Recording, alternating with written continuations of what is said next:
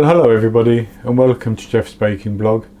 Today I'm going to make some no-bake almond butter bars. Now these could be cookies instead of bars. If you want, you just shake them into a cookie, and you can have them quite plain, which is just almond butter, maple syrup and rolled oats, or you can do as I'm doing and add a few other flavours in as well. So for the ingredients, I have 240 millilitres, which is 1 cup of almond butter. I have 165 grams, which is 2 cups of rolled oats. 120 millilitres, which is half a cup of maple syrup. I think you could use golden syrup or corn syrup if you wanted. And then my additional ingredients are a quarter of a cup of caramel chocolate chips, flaked coconut, which is sweetened and it's quite moist, and chopped almonds. And so that's 30 grams of the chopped almonds, 25 grams of the coconut, and this is sweetened flaked coconut. You could use desiccated coconut. And I have 75 grams of the caramel chocolate chips, which is basically white chocolate where the milk content has been slightly caramelized. So it's very simple to do. What we're going to do is put the almond butter into a larger bowl.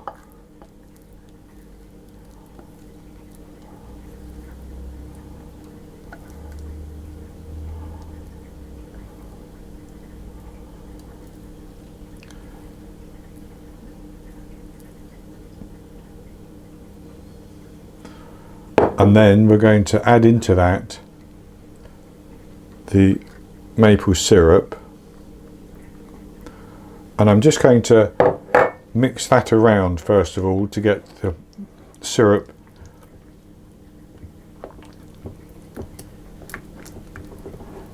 combined.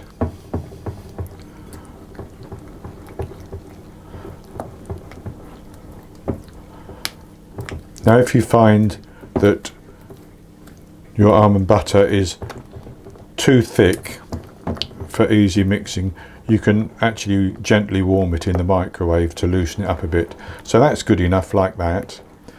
And then what I'm going to do is I'm going to put all the other ingredients into the rolled oats, and I'm just going to give those a bit of a stir around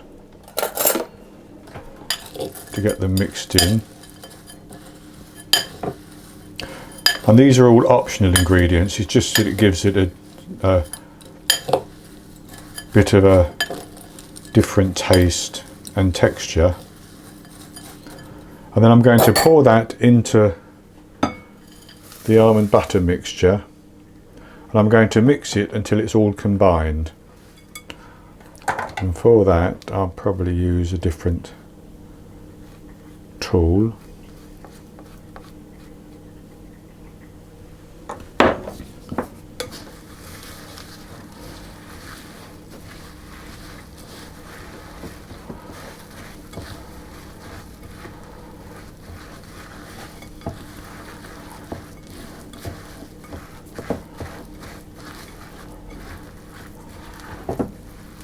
Want to make sure we get all of the oats and such like coated.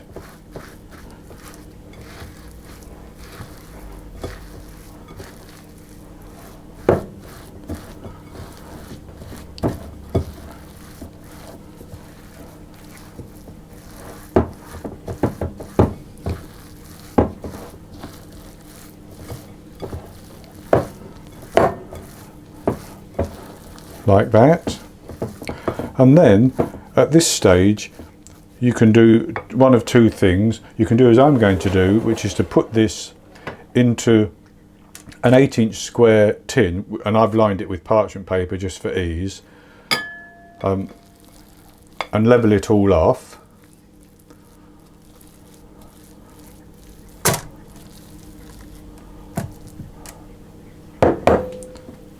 Or you could actually just scoop spoons full of it and use your hands to form it into a sort of a cookie shape, and then place each of those onto a baking tray. And in both instances you would then chill it in the fridge until it's hardened and it's ready, in my case, to be cut into bars, or in the case of the cookies, just eaten.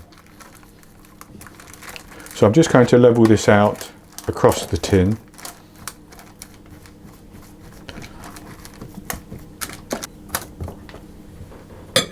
And with that leveled out like that, it doesn't have to be completely level, of course, it's going to be chopped up.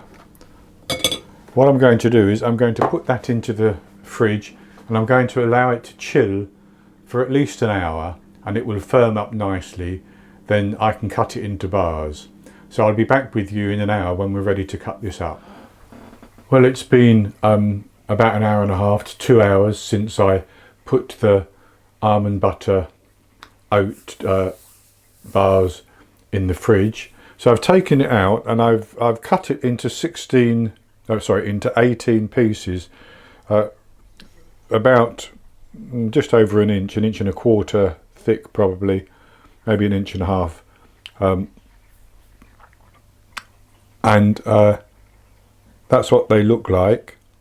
Now, as I say, you could, if you wanted to, simply take a spoonful, roll it into a ball and put it onto some parchment paper and press it a little bit flat to make a sort of cookie shape, and just chill those and use those. And then to store them, you put them into an airtight container, and I'd probably store them in the fridge, and they'll last for a week or so. But I'll have a taste of one.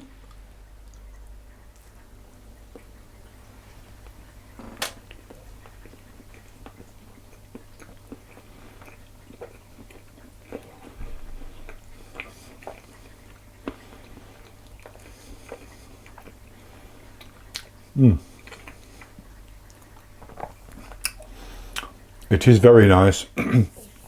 I like the texture because you've got the texture of the oats, and I had a crunch of caramel chocolate chip as well, and it has the crunch of the sort of chopped up almonds in it, which you may actually have in your butter. I didn't. I had smooth, so that's why I put the chopped almonds in. And I didn't taste the coconut, but maybe there was no coconut in the bite that I had. So it's actually very easy to do this, and it's gluten-free for those who are intolerant of gluten. And I should say that you can actually use almost any nut butter, peanut butter.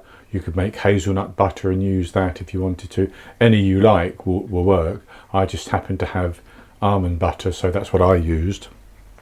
So I think it's simple to make and very tasty and very, very good as a little snack.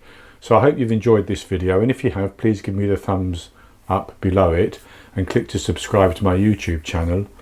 In the top right hand corner of the screen there will be an eye that you can click on, and that will take you to this recipe, and I'll put a link to that below the video as well. And then I'll be back with another recipe in the very near future. So until then, happy baking.